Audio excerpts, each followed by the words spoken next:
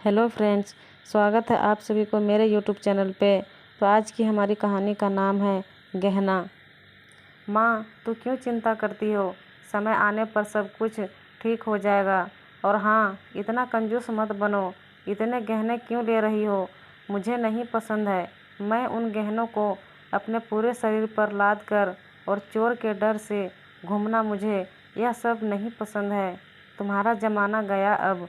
अपनी आँखें खोलो और अपने सामने दुनिया को देखो। यह कितनी खूबसूरत है।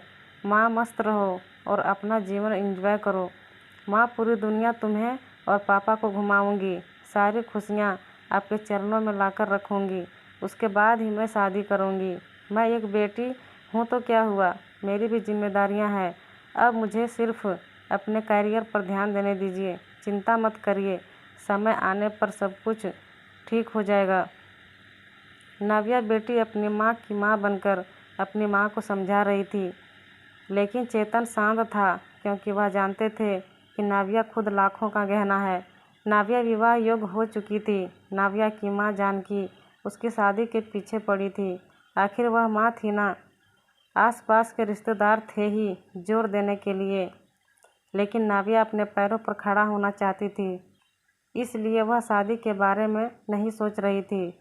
इसलिए वह फालतू की चर्चा में उसे कोई दिलचस्पी नहीं थी। जानकी सिर्फ एक वाक्य कहती थी, पढ़ाई करना तो तुम शादी के बाद भी सीख सकती हो ना। हमारी चिंता करना कम करो। नाविया अपने अपने फैसले पर अड़ी हुई थी और जानकी हमेशा चिंतित रहती थी। आसपास की लड़कियां शादी करके गृहस्थी संभाल रही थी। 8 दिन पहले नाविया की सहेली की शादी हुई। वह धूमधाम से हुई। शादी में उसके शरीर पर 1 किलो सोना पहनाया गया था। उसके हर रस्मों में एक गहना उसकी माँ अपनी बेटी के शरीर पर चढ़ा रही थी। दिखावा बहुत था शादी में। हमारी तो कोई भी तैयारी नहीं नाविया की शादी के लिए। चेतन तो किसी बात की चिंता नहीं करते। उसे याद आया, नाविया जब इस दुनिया में आई तब जानकी के ससुर चेतन को बोले, चेतन, लड़की हुई रे बाबा, अब दहेज की तैयारी में लग जाओ। जानकी को बहुत बुरा लगा सुनकर।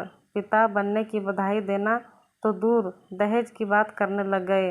लेकिन चेतन इतने खुश थे कि मेरी संतान के रूप में पहली ही बेटी हुई। वह उसका लाड़ प्यार करने में मग्न रहता था।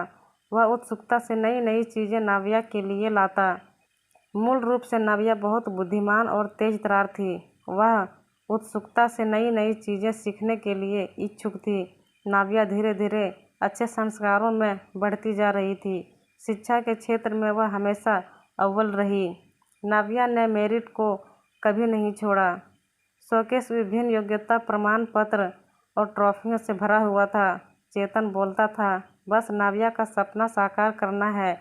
इसलिए फिर उसकी शादी के लिए बचत वगैरह वह करता नहीं था। चेतन जानकी को कहता था कि उसकी शानदार सफलता ही उसका सबसे कीमती गहना है। सब कुछ अच्छा होगा, चिंता मत करो। पर जानकी की एक ही रट लगाती, थोड़े पैसे बचाने चाहिए। लड़की की शादी करनी है तो फिर 4 गहने तो देने पड़ेंगे। नाविया को गले में से डिप्लोमा सर्टिफिकेट और ट्रॉफी ही लेकर खड़ी रहेगी मंडप। ये जानकी, शांत शांत, अपना ब्लड प्रेशर मत बढ़ाओ। मैं हूँ ना, फिर शांत हो जाओ। चेतन जानकी को समझा रहा था। चेतन की शांत धुन सुनकर जानकी की अंदर की माँ जाग जाती थी। गुस्से में वह चेतन को बुरा भला बोल देती थी। चेतन तब भी शांत से सब कुछ सुनता था। जानकी बोली, अब मुझे ही कुछ करना होगा। नाविया के पापा तो कुछ नहीं करेंगे। कल उम्र ज़्यादा बढ़ गई तो शादी के बाजार में कोई शिक्षा को नहीं पूछेगा।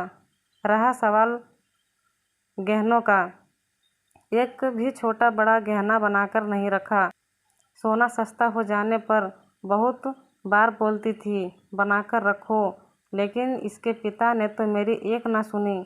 सेविंग भी नहीं है। हमेशा उसके शिक्षा पर खर्चा करते थे। क्या बोलते थे, हमेशा शिक्षा एक अनमोल गहना है और इसकी कीमत बाजार में बढ़ती रहेगी, कभी सस्ता नहीं होगा। और रहा सवाल सोने गहनों का, तो वह जब शादी होगी तब देखेंगे। चेतन का यह जवाब तय था।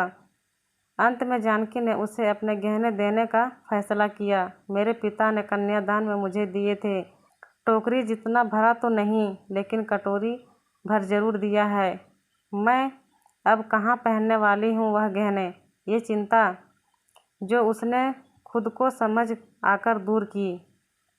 जैसे जैसे दिन बीतते गए, नाव्या ने अपने स्मार्टनेस से पोस्ट एजुकेशन पूरा किया। उसने पीएचडी करने का इरादा किया और उतने में सोने पर सुहागा। अचानक उसे माइक्रोसॉफ्ट द्वारा सिलेक्ट कर लिया गया, जो पिछले साल के प्लेसमेंट के लिए आया था। एक बड़ा पैकेज उसके हाथ में रखा गया और गुड पोस्ट द्वारा और कई सुविधाओं पोस्टिंग के साथ अमेरिका में पेश किया गया। चारों उंगलियां घी में, साथ में पीएचडी कर सकती थी, क्योंकि कंपनी ने उसे बोनस दिया था। नाव्या अपॉइंटमेंट लेटर लेकर भागकर घर आई। जब तक दरवाज़ा नहीं खुला तब तक नाव्या ने डोरबेल से अपना हाथ नहीं हटाया। दरवाज़ा खोलते ही उसने अपनी माँ को गले लगा लिया और माँ, अब लग जाओ शादी की तैयारी में। पापा, आप बस मदद करना। हाँ, यूएस जाना होगा ना मुझे। और अपॉइंटमेंट लेटर नाव्या ने पापा के हाथ में रख दिया। चेतन ने वह लेटर जोर से पढ़ा। बाप रे नाव्या, सच में यह अनमोल गहना अब शादी के बाजार में चमक उठेगा। ऐसा बोलकर जानकी भगवान के सामने शक्कर रखी। कोटि कोटि धन्यवाद आपका भगवान जी। ऐसा बोलकर भगवान को हाथ जोड़कर नमस्कार किया। अब यह बड़ा गहना और अन्य छोटे बड़े सर्टिफिकेट के आभूषण नाव्या के व्यक्तित्व पर अवश्य ही अच्छे लगेंगे। जानकी, फिर बताओ, सोना लेने कब जाना है? चेतन ने उसे टोंट मारा। इसमें कोई संदेह नहीं है कि उसकी शादी में उसके गुणों के आधार पर अर्जित मूल्य गहना निश्चित रूप से उनके सौंदर्य बढ़ाएगा चेतन जी, और वह मेधावी पदक और बड़ी बड़ी ट्रॉफी या अन्य पद्मा भूषण दुल्हन की शोभा और बढ़ाएंगे। यह हीरा हमारे मानस के जीवन में बिल्कुल फिट बैठता है। चलेगा ना आपको? दरवाजे पर शर्मा जी फैमिली खड़ी थी। अच्छा रिश्ता नाव्या के लिए चलकर आया था। उनका मानस भी एक अनमोल रत्न था, सुंदर, सफल, प्रसिद्ध। अगर एक असली मोती को अपनी असली गुणवत्ता और तेज बनाए रखना है तो संदूक में बंद रखकर समुद्र के तल में चुप कर रखना पड़ता है, तभी मोती की कीमत बढ़ती है। आया क्या समझ में चेतन जी? शर्मा जी ने चेतन की तरफ देखकर मानस की तरफ देखा। जानकी अंदर खुद को चिकोटी काट रही थी और सोच रही थी कि आखिर कौन से गहना का तराजू भारी है। आखिर शिक्षा एक अनमोल गहना है। उसे चोर से डर नहीं लगता है और उसे पहनाने और तिजोरी में बंद करने की आवश्यकता नहीं है।